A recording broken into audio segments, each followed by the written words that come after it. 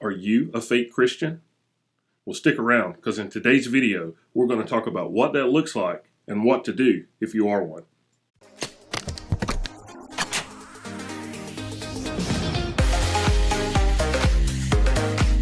Hey y'all, I'm Pastor B from Forward Church. Welcome to today's video.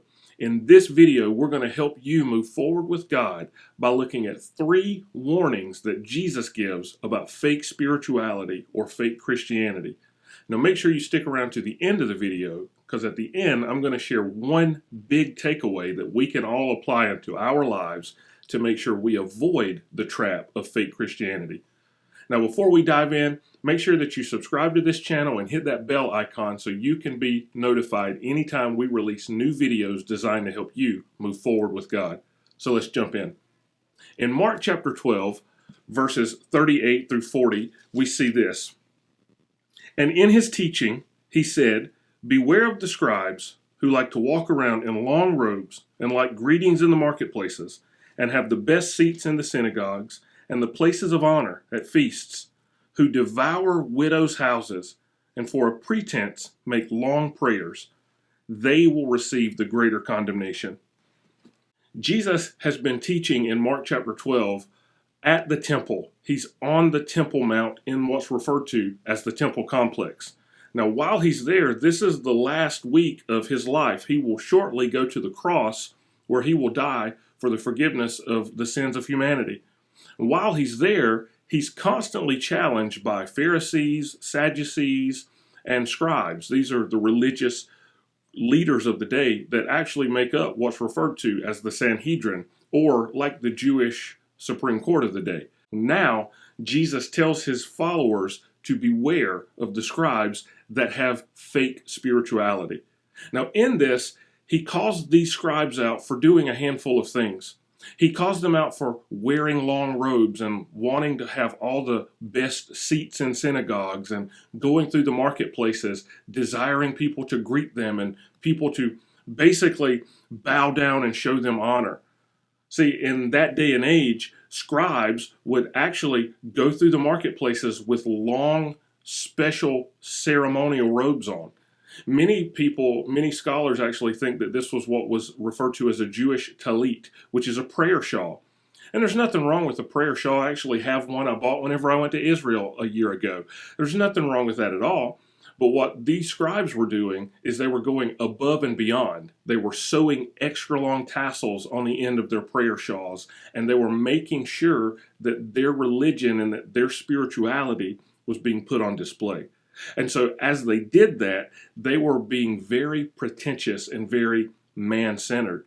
So Jesus gathers his disciples together, and Mark says that it was in his teaching that he taught them to beware of the scribes who went around this way. Jesus gives 3 things to be on the lookout for that we're going to talk about today in this video. The first one is this: beware of loving your position more than you love Jesus. Beware of loving your position more than you love Jesus. Jesus says, beware of the scribes who like to walk around in long robes and like greetings in the marketplaces and have the best seats in synagogues and the places of honor at feasts. There's nothing wrong with having a position. There's nothing wrong with being a leader in the church. There's nothing wrong with being someone who tries to influence people for God. But what Jesus was showing here and pointing out were that these scribes weren't doing this just because they felt love for God or just because they wanted to help people. Rather, they were doing that because they were enjoying their own position and their own accolades. We see this happen all the time in our modern day and age, where sometimes pastors or preachers or people who are Christian leaders can often exalt themselves above the God that it is that they're claiming to worship. I've seen this in my own life several times where I have to fight against this grain of wanting to be noticed and wanting to be recognized. I think about a time whenever I was in Bible college, I actually served on staff at a local church as a praise and worship leader. And on that staff, there were 2 guys named Brian, myself and one other guy, and we were both pastors on this staff. And we decided that the way to be able to tell the difference between that Brian and this Brian was everybody would just call me Pastor B. No, I absolutely love it. That's what I've been called for years and years. It's a name that I love being called.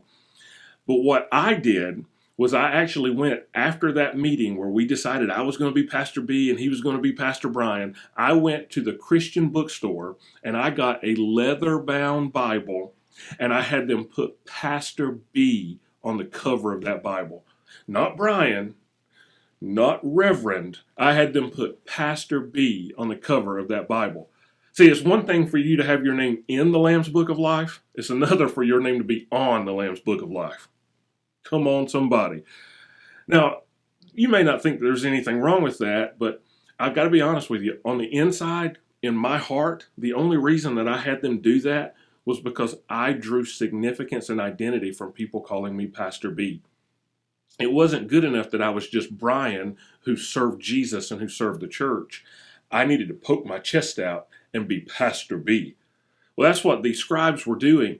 They were going around and they were having these extra long ceremonial robes, and they were wearing these robes in the marketplaces. They weren't just wearing them in church. There's nothing wrong if you wear a robe in church, nothing wrong with that at all, but they were actually wearing them in the marketplaces and walking around expecting and anticipating people to essentially worship them and bow down at their feet. I've heard of many modern megachurch pastors, and this isn't a dig at megachurch pastors. I love megachurches, well, some of them. But I've heard of certain pastors that actually have handlers, and they can't get close to the people because their celebrity status is so big that they come in and they preach and they get the crowd going, and then they leave without really interacting with anybody other than the staff. And now, I understand that certain contexts call for certain protocol. I totally get that. But we've got to remember that Jesus was telling these guys that there are certain scribes or religious leaders who only care about their position. They don't care about serving others. They don't care about serving God. They care about their own position. I think about what Jesus said on the Sermon on the Mount. He said, when you pray, don't babble on and on and on and make these big, long prayers, because if you do that, if you're praying just to be seen by people, then your reward is not God answering prayers, but rather your reward is you're seen by people. And it's one thing for people to think you're super spiritual and, wow, that Brian sure is close to Jesus. But it's a totally different thing to actually be close to Jesus. So the first warning we see here is beware of loving your position more than you love Jesus. Now, the second warning that we see here from this text that we've read today is to beware of taking advantage of people financially. Beware of taking advantage of people financially. Jesus says that these scribes devour widows' houses. And it's very powerful language that Jesus is using here. He doesn't mean that they literally eat their houses. But what Jesus is getting across here is that these scribes are so wicked that they actually are going out and destroying and taking all of the money and finances that these poor widows have. It's one thing for you to take advantage of somebody who may be strong or somebody who may be able to take care of themselves, but widows are a special class of people to be taken care of. As a matter of fact, all throughout the Old Testament and in the New Testament, we see that God places special attention to orphans and widows.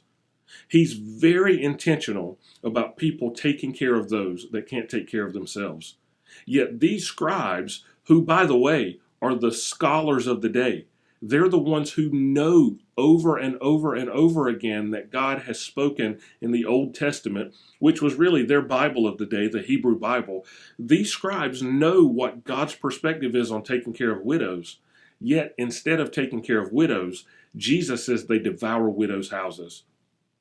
Now, we don't know exactly what they're doing, but what many scholars believe is that these scribes were actually manipulating the widows to get them to give their inheritance to the scribes in the temple.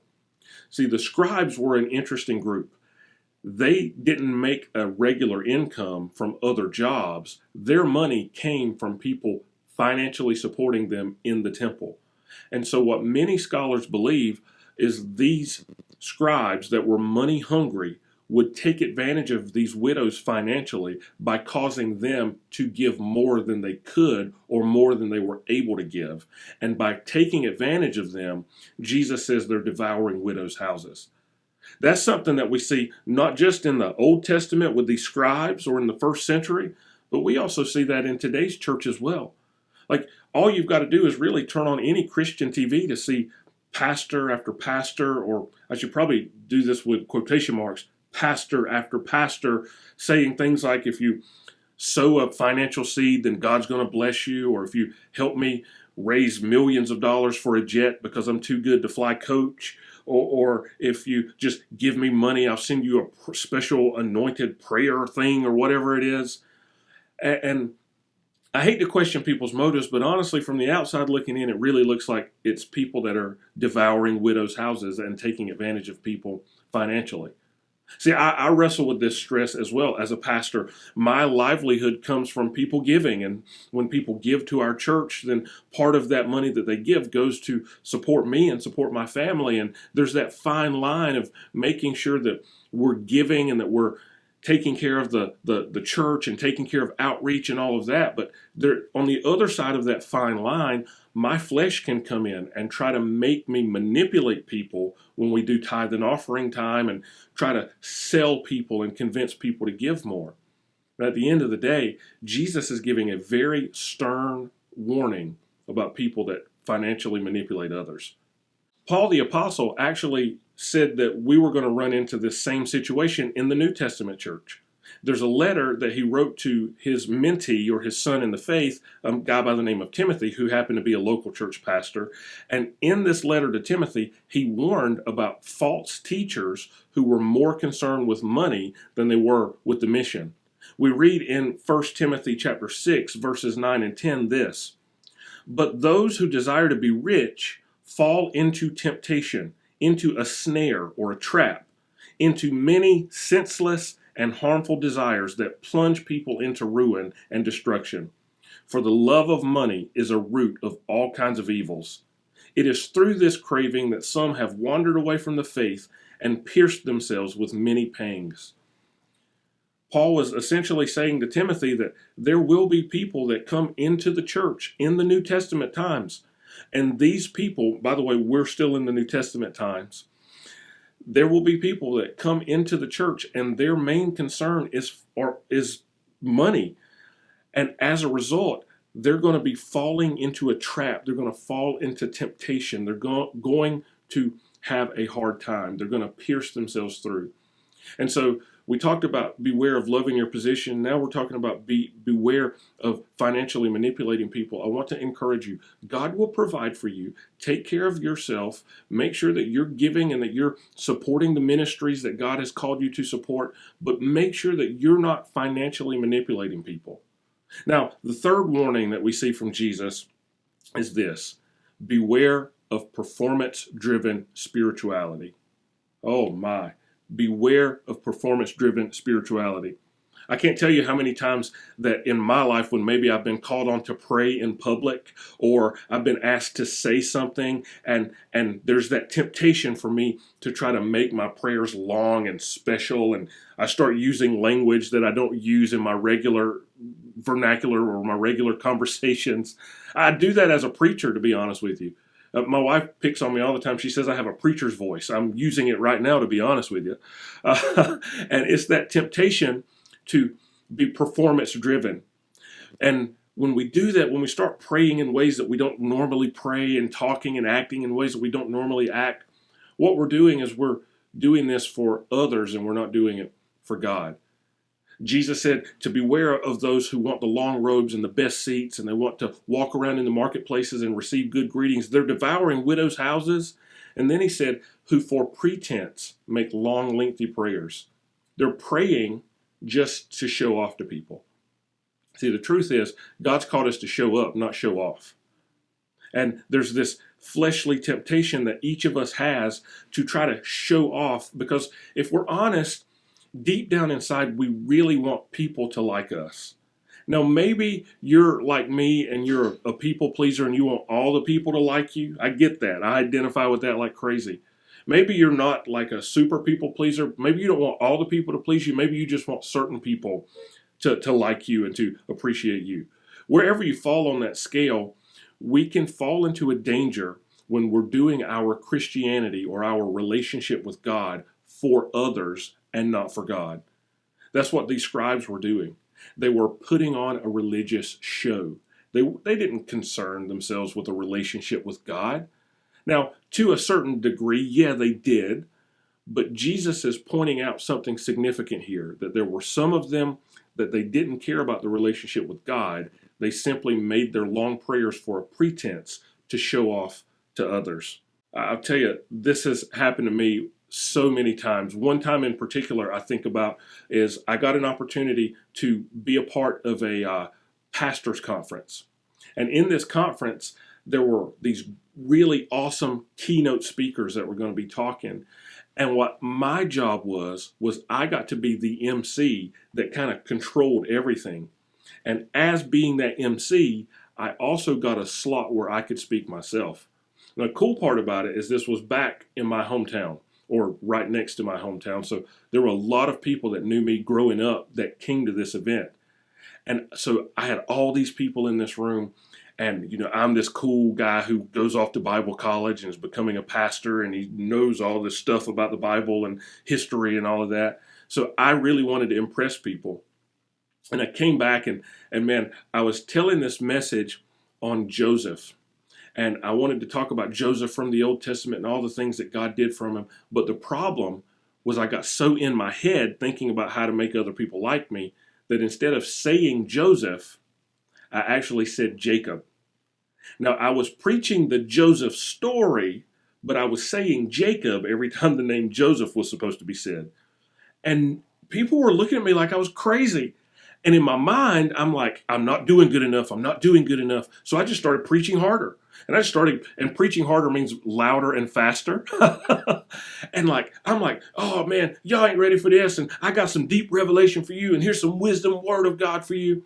The problem was I was mistaking the names. Now, as soon as that was over, a friend of mine came up and he was like, dude, you screwed up. You messed up big time. And I'm like, oh no. And it immediately came to me what I did.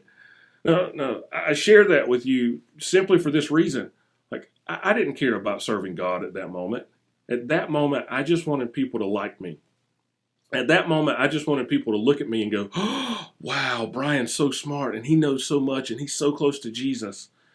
When in reality, I just made a fool of myself. Now, that's what we do whenever we're performance driven. And the thing about being performance driven, which is so dangerous, is when we perform well, we think that we are well. And when we perform poorly, we think that we are poor. And that is not a good, healthy place to draw our identity from. That's not a good, healthy place to build a relationship with God.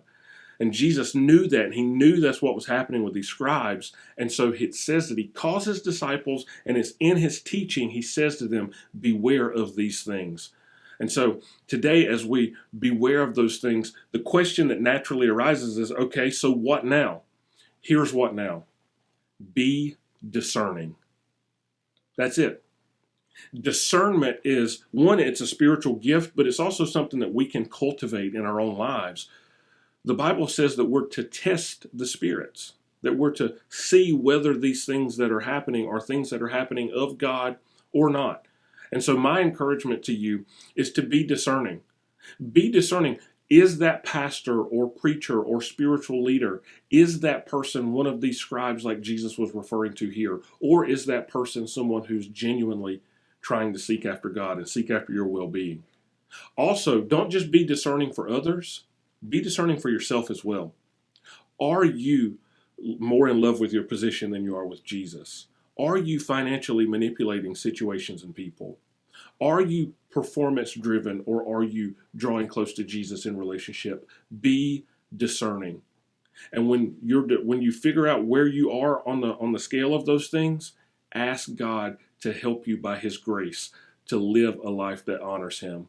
Ask God to help you not be more concerned with your position than you are with Jesus.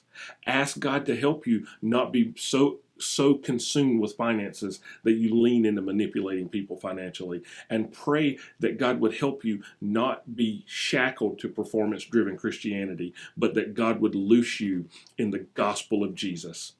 Okay, guys, it's bonus tip time. Now, before we go into the bonus tip, go ahead and hit that like button. Let me know that you're enjoying this content today, all right? Here we go. Here's the bonus tip. Avoid me-centered Christianity. That's it. We have a tendency to do things that are me-centered. At the end of the day, we're fleshly and sinful. And although Jesus has saved us, we still have this natural tendency to go into selfish Christianity. And when we go into me-centered Christianity, it's when we sing songs that are all about us and what we get from God, and I need a blessing, I need a breakthrough, I need this. This is the me-centered Christianity where we go to certain churches because of what they can give me and how they can benefit me and grow my spiritual life. And our interaction with God and our interaction with others isn't about how we can love God with all our heart, soul, mind, and strength and love our neighbor as ourselves. Instead, it's about what can I get out of this for me. And so if you want to avoid being like these scribes, avoid me-centered Christianity. As a matter of fact, not just avoiding me-centered Christianity is what you need to do, but make sure that you replace the me from me-centered Christianity with God and Christ. See, when we focus on Christ, all the other things will work themselves out. As a matter of fact, Jesus said in Matthew 6 that if we seek his kingdom above all else, all these other things will be added to him. Now, if you're interested in finding out more ways that you can avoid me-centered Christianity and move forward with God, make sure that you've subscribed to this video and that you've hit that bell icon so you can be notified every time we release new videos designed to help you move forward with God. So, that's it. 3 things that Jesus warns us about whenever we're looking at fake Christianity and one thing to do. What did you learn from today, or what would you add from this video? Put it in the comments below and let's have a conversation about it. Thanks, guys. I'm Pastor B. I love you, and we'll see you next time. Bye.